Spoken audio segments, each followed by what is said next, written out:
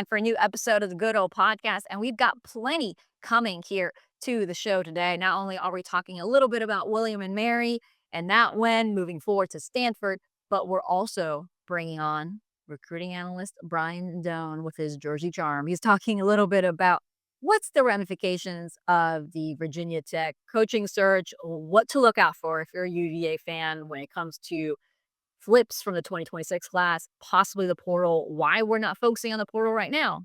Why aren't we talking a little bit more about those portal targets? And then also just a little bit of the broad kind of spectrum of where things stand with UVA recruiting and maybe one of those who commits, maybe getting a recruiting bump. All that coming up on today's show.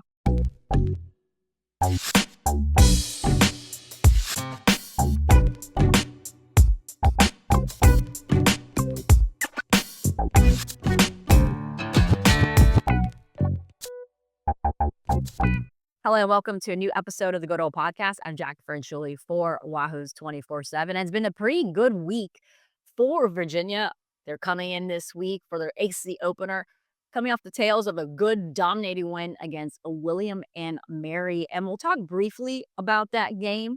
We're also going to have Brian Dohn coming on the show to talk recruiting since we haven't had a recruiting show in a while. So we'll have that in the second half of the show, but it's probably going to be most of the show, honestly, because there'll be a lot of recruiting talking points with the Virginia Tech coaching situation. But before we get going, I want you to go ahead and like this video and click on the bell on YouTube so that you're notified whenever there's a new episode, and go to wherever you listen to your podcast and leave us a 5-star review on Apple and on Spotify. So let's start with the William Mary game. Just briefly talk a little bit about that, but also just talk about the big news that's coming into the Stanford game on Saturday, which is that Cam Robinson, Virginia's starting linebacker who's missed the first few games, is expected to be back. That's huge for them, especially when it comes to stopping the run, which has been an issue for Virginia. Obviously, they didn't deal with that against William and Mary, but it was one of the keys and why NC State was able to beat them on the road was their inability to stop the run. So Cam Robinson is expected to return. Antonio Clary and Mekhi Buchanan also warmed up in that game against William Mary. Virginia has a plan of how when you return from injury, you generally go through a game day procedure process. You go dress, go through the warm-ups, and then afterwards you don't participate, but you kind of go through the process there. So Virginia did that with those three individuals, with Robinson, Clary, and Buchanan. Now, Tony Elliott said that they expect all three guys to return this week. And what capacity, how much, we'll see. Cam Robinson looked like he was moving very well out there during warm-ups. Antonio Clary looked and I didn't see him move as well as I saw Cam Robinson, but I only saw Clary very, very briefly when I was keeping an eye on Robinson a lot of the time. So Cam Robinson is expected. So that's great news for them facing off against Stanford in ACC play. And then the other injury news is that Noah Vaughn will be missing this game, as well as Wallace Unamba. Noah Vaughn had a high ankle sprain against William and Mary. So that's a couple weeks injury. While Wallace Unamba, who was first week to week, now is most likely he will only be returning to the field around the bye week. So now we expect Jack Whitmer and Ethan Sipe as some of those guys at that right tackle position, possibly Ben York as well as another option. So we can kind of expect some guys rotating in at that right tackle position when you face Stanford. And that's going to be a key battle in the trenches with Stanford's defensive line, who has been able to get to the quarterback, and Virginia establishing a run. So that's something to keep an eye on in the game against Stanford this week. So that's a key injury to know, as well as Noah Vaughn, because this running back room is pretty deep, and they've been able to go into the 2, 3, and 4 guys. So those are kind of the key injuries of note. And just briefly about the William Mary game, because honestly, when you're playing your backup or a backup quarterback and backups in the midway to the second quarter, there's not much you can say about the game. It went as scripted. It went as well as Virginia wanted. I mean, you had the third quarterback come in the fourth quarter. Cole Gear played some minutes there and was able to throw. So, I mean, when you get him coming into the field, you know you're having a very good game. So everything went to plan. You had over 700 yards of total offense, which was a school record. You also had Harrison Whaley having a kind of a breakout party for him. He has now the longest rush in Virginia history. You now showing options at the running back position, where before you thought Jamari Taylor and Xavier Brown would be that kind of that 1-2 punch. Now you have Harrison Whaley, and when he's healthy, Noah Vaughn. So you see the more potential there. You see more playmakers making plays, like Cam Courtney is one that had that great first touchdown. You see a little bit more of Des Kitchings and what he's able to do when you have an offensive line. Another no sack game for them. Defensively, you were able to see them get to the quarterback a little bit more, record some sacks. Daniel Rickard was someone that gave them a little bit of havoc up front, was able to get to the quarterback. So I think you see something like that improving. The only thing I will still say is I'm still a little iffy on that secondary. You saw the coverage breakdown in that 79-yard touchdown by William and Mary. It looked like there was some miscommunication between Donovan Platt and Christian Charles. Don't know what coverage they're playing, so you can't really judge that much there. But it was obviously a miscommunication there between the two players.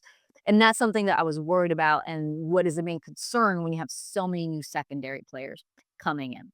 So that's kind of the quick overview, because we got a lot of stuff to talk about on recruiting. So I want to leave a lot of time for Brian Dohn, but obviously William Mary, it's something I have not seen this team do, the Virginia program do, which is dominate a team that they should do, like a FCS opponent.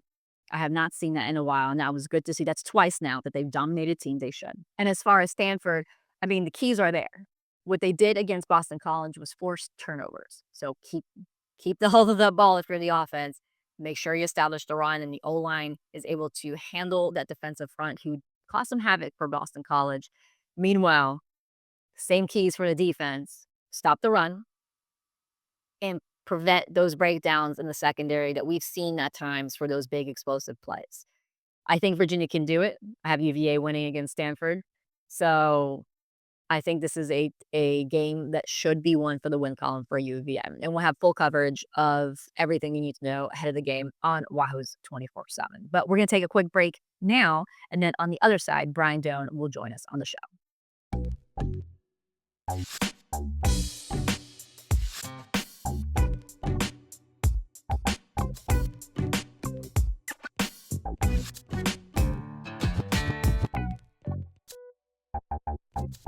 And welcome back to the Good Ole Podcast. I'm Jacquie Franciulli for Wahoo's 24/7. And just as I said before the break, we were going to have a special guest on the show. Here he is, Brian Dohn. Brian, thanks so much for joining us today.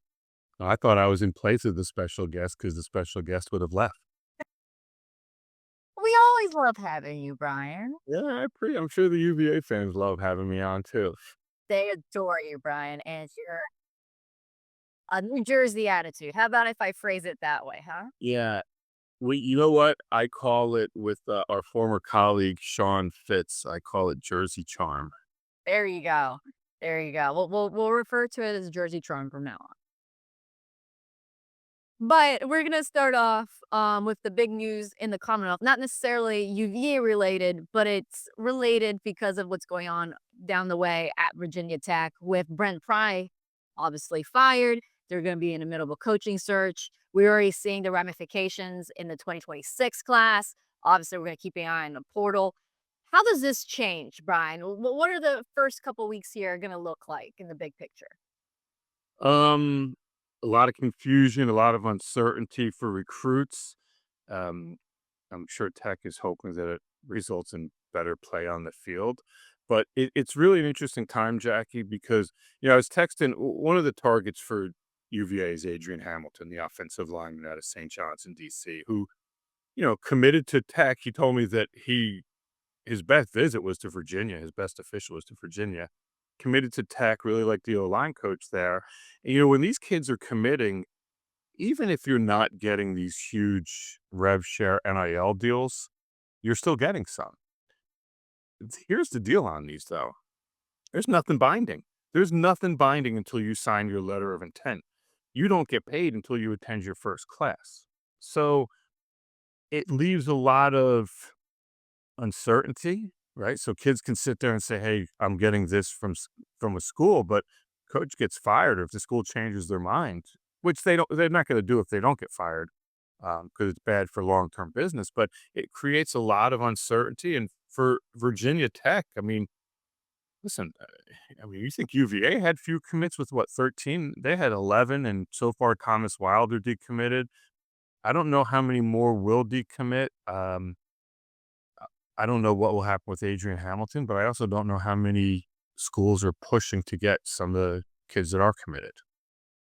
Yeah, it's gonna be an interesting few weeks. Now, when you look at Virginia Tech's commit list, obviously you look at Cameron Johnson and Xavion Cleveland are 2 other guys that Virginia recruited and were in the middle of, the top 5, top 6, top 3, in some cases of with those guys. But like you said, it feels like Adrian Hamilton is the big target there for Flip Bay, and he remains committed at this time.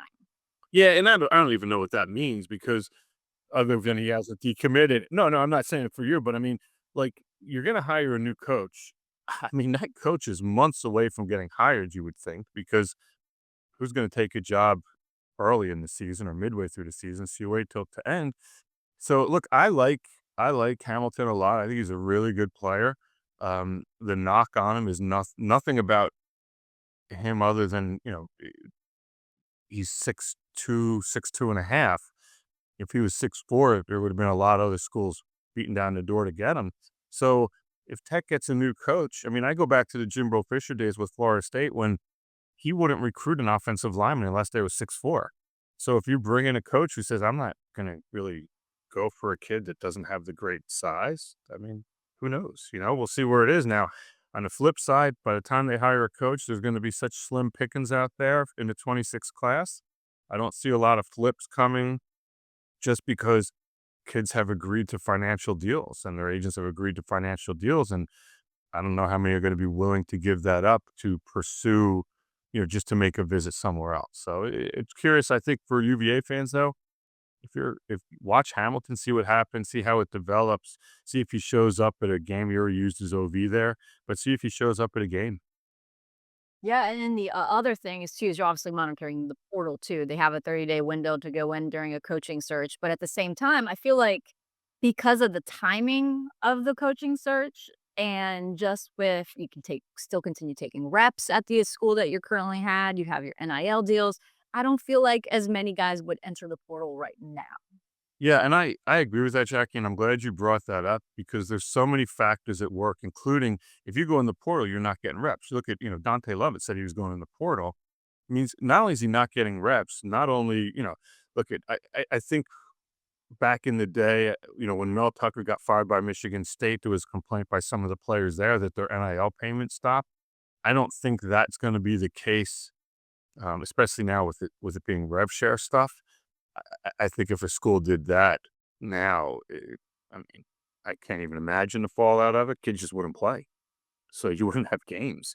Um, and on top of that, like, yeah, you get the practice, you get the reps, you get to go eat with the team, you get study hall. I mean, if you go in the portal, you're pretty much on your own. It's Jackie, you and I are big soccer folks, and it's kind of like when a guy falls out of favor and they go make him train with like the U21s or on the side by himself while the rest of the team trains. I mean, that's what you would do pretty much if you went in the portal. Plus, I mean, nobody has the money right now to say, okay, we're going to take you now. And because technically, like you could UCLA, I know I go off on tangents, but I find this stuff interesting. So UCLA is a quarter system school. They haven't started class yet. So if you find a quarter system school, you could probably transfer there and play right away, but those are so few and far between. And is it worth the risk? I mean, UCLA is dealing with his own coaching search too, so it's like, oh yeah, but boy, I did that. That to like cover them, but there's got to be other quarter schools out there. That's just the one that I knew. It was just ironic that was the example. So let's talk a little bit about Virginia recruiting specifically. First off, the 2026 commits have been having some good years on the field. And one of them I want to point out first is Eli Hamrick, the quarterback commit. He was the first pledge in this class for Virginia. Last year, he had a lot of adversity kind of dealt with him due to the hurricane that hit where he lived. He had to switch schools in the middle of the year. So a lot of things he dealt with last year. So this year he's actually been able to on the field and he's been doing pretty good, Brian. Yeah, yes. If you look, I mean, his completion percentage is about 62, 63%. He's got 6 touchdowns, 2 interceptions. Watching him, he really likes to throw. I like him because he's mobile, right? He can throw on the move.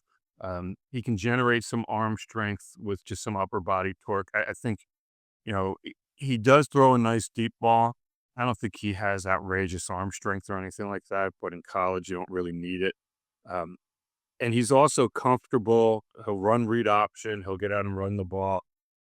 Like you said, he had a good start to the season. Their one loss was, I think, last week to Weddington. I think they lost like 31-10, and he struggled a bit. I think he completed less than 50%, kind of got shut down in the running game. But overall, like if you're UVA and you're looking at how the college quarterback position has evolved, this is a kid that fits it because he can run the read option. Like, he's gonna have to get in the weight room. He's got to get much stronger so he can absorb the hitting that would be associated with the ACC. But yeah, I like what he's done. I like um, his style of play, and I think he's a kid. I'm gonna, after I finish my stuff today, I'm gonna make sure our rankings committee knows about him. I mean, they know, but just to take a look at him because he does have, I think, 4 games up now on Huddle, and he's an interesting kid. I think it's really easy to underappreciate him because of how early he committed and because of his ranking. Yeah, I think Virginia has a few underrated kids on this class. I think Alex Dunn out of Rustburg, Virginia, is another guy that I'm pretty high on, the corner that Virginia committed over the summer. Yeah, and again with him, it's really hard sometimes to see like cornerback stuff on film and see what they're gonna do. Um, but he runs well. He can flip his hips.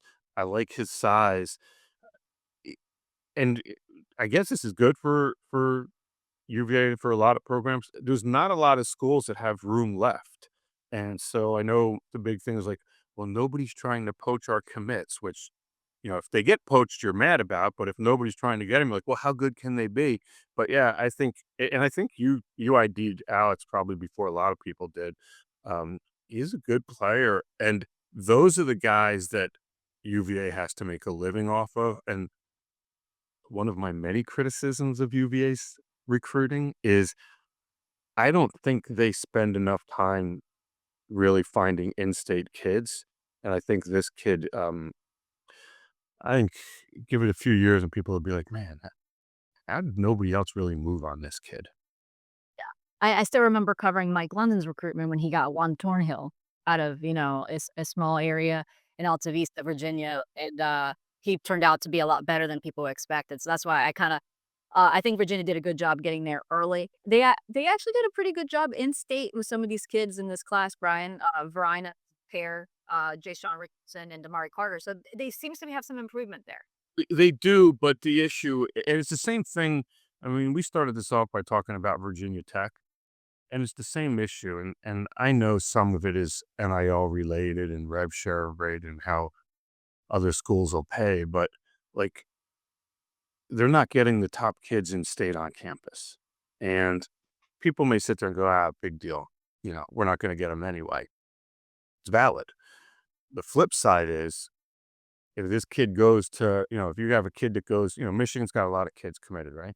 Like If Savior. they don't, if they don't pan out at Michigan, right? Which let's be honest, Michigan's at this level, and a lot of other teams are at a lower level.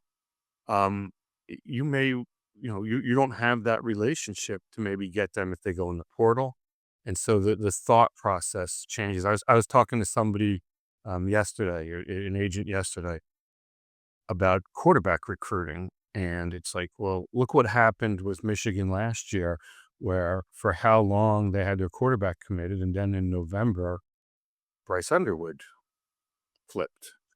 And so what does that leave with the other quarterback? And that's stuff that you have to consider is what if Ohio State or Penn State or whomever gets a player that maybe they weren't expecting?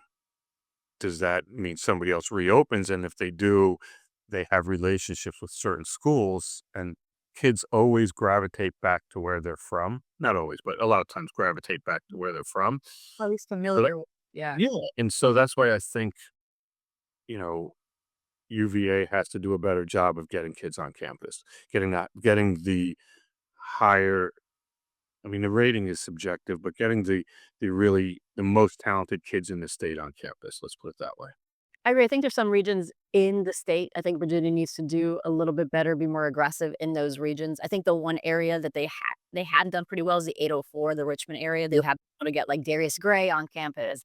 And those guys, I think the Richmond area between Keith Gaither and Kevin Downing, they made inroads in several of those areas. Can they get better? Sure, but at least they made some inroads. I think the 757 area, Southwest Virginia, I think those are the areas where you can be like, those are the kids that they need to push a little bit more for visits. But speaking of the 804, like I said, just Jay Bull Richardson has, I feel like, having a good season. And Damari Carter, I feel like, is the good story of this class because I remember talking to you, Brian, and I was thinking of who's trending to Virginia, and I was like, Damari's going to Maryland. He's not going to commit to Virginia.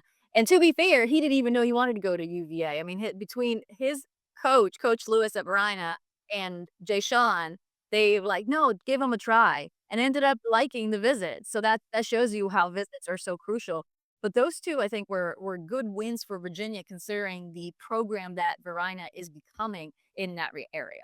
Yeah, I agree with that, and I think, Jack, you bring up a good point in that, you know, all over the country, you say, "Oh, you hear, oh, his coach is never gonna let him go to that school, or his coach isn't gonna do that." And that really doesn't happen, but what happens is, take Verina, for instance. He didn't wanna visit. Coaches are like, "Look, at least give them a try." That's all you're asking for as a coach. You're asking for get them on campus just so we can present our program and what we're about. And I think, you've been doing this a long time as I have, and there's certain spots of a region or country where players click, they know each other, they do a good job recruiting, and you're gonna get a couple kids out of Richmond, especially Verina. I mean, they know everyone, and especially Richmond is turning into that pocket of there's a lot of talent there. Kids are starting to figure out, wait, I can go to school there. There's some private schools there. There's some, let's not say recruiting, but there's some recruiting that goes up there. But I think that's important because, I mean, kids listen to other kids a lot and they want to do what's cool. And I'm not saying that's why they pick Virginia or whatever, but have them have a good experience. And Carter and Jay they're good kids, right? You've talked to them. They're fun to deal with. They're personable. Um, and so if they have success, it helps out more. Now, you need to get a little more of that in Northern Virginia. I mean, Virginia Beach, we'll see the talent's been kind of stagnant there unless you're at Green Run. And then there's the little pockets that are just Virginia's weird because of the population bases. It's like, I mean, as everybody knows, you have Northern Virginia, Richmond, Virginia Beach, and then a lot of country stuff. New Jersey term. There it is. Hey, listen, we're the Garden State, so I understand country stuff. We are the Garden State. Yeah. But yeah, no, I agree with you. There's some areas again that I think Virginia does need to expand a little bit more, and I've seen a little bit more of that. But yeah, definitely in the Richmond area, they have definitely tried to put their footprint there. When they did, I mean, listen, it's a great academically. I was talking to, I mean, I talk, I guess, to a lot of people like you, but I was talking to a college coach yesterday, and they're like, "Listen, UVA is one of the top public schools out there, and that still matters." Especially, it may not matter, kids playing time, NIL, gear, but parents still want education because they know even the best recruits, you're always one play away from never playing again. Yeah. And I think with Richmond and how things are viewed there, and I mean that to me that's just a huge thing, and I hope UVA capitalizes on it. Yeah, I think the key for them is developing talent on the field. And for them is showing those Richmond guys like Dylan Newton Short, a wide receiver out of the area. Played the last 2 games. You've got Isaiah Robinson who's playing now. You've got Andre Green who transferred in. You have all these other Richmond, Ethan Minter from Thomas Dale and Chesterfield. So you have all those guys. If you develop them, like you said, the Richmond community is pretty tight. So you develop them and they have good experience, and that's your best recruits, right? That's how you win the recruiting battle, is show what you did with those athletes that come from that area. Yeah, no doubt. It's the same with Maryland. I mean, you look at the kids in DC and Maryland, and it's very similar. They all know each other. They're all tight. They all play together.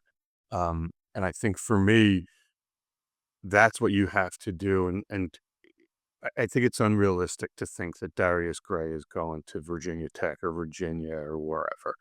The money is just too, and I'm not saying he made a money decision. I'm just saying that the money's too much at these other places, that somewhere he's going to find a place he loves that is also going to offer him a lot more.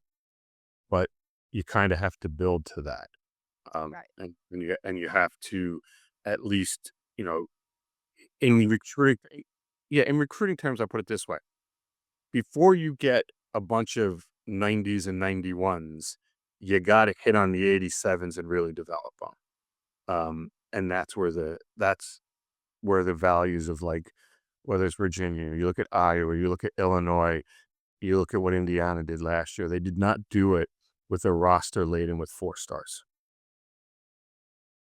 Yeah, and then Virginia, that's where you get the Damari Carters, the Jaden Colvilles, the Jason Richardson, the Alex Dunn, Dylan Cope. Those are the 87s, 88s that Virginia currently has on in their class. A lot of those guys are from in-state. Actually, apart from Dylan Cope, all those guys are in-state. So that's at least trending in the right direction if you're Virginia. But one guy that's not trending in the right direction, well, a little bit better now after speaking to him after his last visit, for the William and Mary game, Josiah Teasley, who is committed to Virginia. He committed to UVA in the summer, but he's taking visits, Brian. So that one's one to monitor. Now, the good news is, because of the Virginia Tech situation, he is no longer visiting Virginia Tech on Saturday. He's going to be at the Stanford game that Virginia has on Saturday. So that's 2 visits in a row. So I'm guessing Virginia's like, do not take any more visits. Yeah, they're not going to want him to go anywhere. But listen, I mean, the whiteout at Penn State, if you have a chance to go to it, Yeah, I know. I know. you go. I mean, now look at, they have not offered. They are charting some big receivers, including a kid out of Wise High School in Upper Marlboro, who's also, 6'4", 6'5". Teasley, he's got some good measurables. He's got length. I think he ran a 4.6 at Penn State's camp in June. And so there are some things to really like there. They're also at Penn State. They still need to continue to make over that receiver room. It'll be interesting to see what happens moving forward with it. If I'm Virginia, I'm not really panicked about him right now because he does not have a Penn State offer. If he shows up there and gets one, I'd be concerned. Uh, the other concern I would have is if he winds up visiting NC State, because you they're parallel programs for the most part. So why do you want to go visit there when you're already committed to UVA? Yeah, we definitely need to keep an eye out on that NC State possible visit if he does take that trip. That is probably the one that can kind of be a little scarier since, like you said, they're about the same condition, same level there. But Brian, before we kind of let you go, the bigger picture here for Virginia recruiting, what needs to happen for them? This is going to be a busy few months. There's going to be a lot of things happening around college football. The portal's going to reopen. You have coaching searches already ongoing. So what's the key here for UVA? Now, I could sum it up in one word, but if people know me, I need more than one word. The one word is win, right? So that's the big thing, because I know how UVA fans are, and I know how Virginia Tech fans are. And not only do they love beating each other, but they love the misery of the other program. But the reality is, you know, they have to win at Virginia too. Tony Elliott isn't sitting there posting 8, 9 wins a year and everything's great. Now, the offenses looked good. You've seen it. We've talked about it off air. But you have to, like, they need to win, get to a bowl game. That's huge, because if not, you're going to have the same stuff circling that just happened at Virginia Tech. You're going to have that stuff circling at UVA, and you're going to have to recruit. You're going to have to entice kids to come there. And you look, and UVA has 13 commitments. And I believe Virginia Tech, Colorado, Auburn, and Missouri, I believe, are the programs that have less than that. So there's going to be coaching changes at other places. And if UVA does well, they're going to be able to, you know, at least be in it to try to pick some of those kids off. Um, but you have to have success or else they're going to face the same thing. I mean, as it sits now with 13 commits, you're still looking at probably a decent haul again in the transfer portal. But yeah, I mean, they need to play well. They need to win. They need to be in contention for a bowl um, late November to kind of take that step and show some real tangible progress for Tony Elliott. Because at the end of the day, the 26 class, you can pick maybe some guys late with it. But the idea is you need to really have a good 27 class. And recruiting for the 27 class, this is when you make some really big impressions. So I think, I mean, again, we're going to go back to one word: win. Yeah, I mean, they're hosting 2026 guys. Last week, they hosted a very good offensive lineman in state, Brody McNeil. I mean, they're hosting guys this week from 2027 class. Derek Fisher from the 757 area, the area that we were talking about, how they needed to go in a little bit more. So, yeah, so this winning will definitely help. And like we said earlier, when you have guys from the area that are successful, like Ethan Minter, Dylan Newton Short, Isaiah Robinson, they'll be happier when they go home and say all the good things that Virginia is doing. And if they're winning, it's a lot easier to sell. You're right, did you, Jacquie? And also, as you say that, of course, I'll interrupt or cut you or whatever. I mean, it's just who I am. But, the kid committed from St. Francis. That's important because he's a really good athlete. Now we'll see what he does. Does he play quarterback at the next level? Is he a running back? Do they move him to defense? What? Virginia does like him as a running back. They're gonna give him a shot at quarterback, but they do Right, like him at right, quarterback. right. So, and he's got the size for it. And I've seen him live a few times.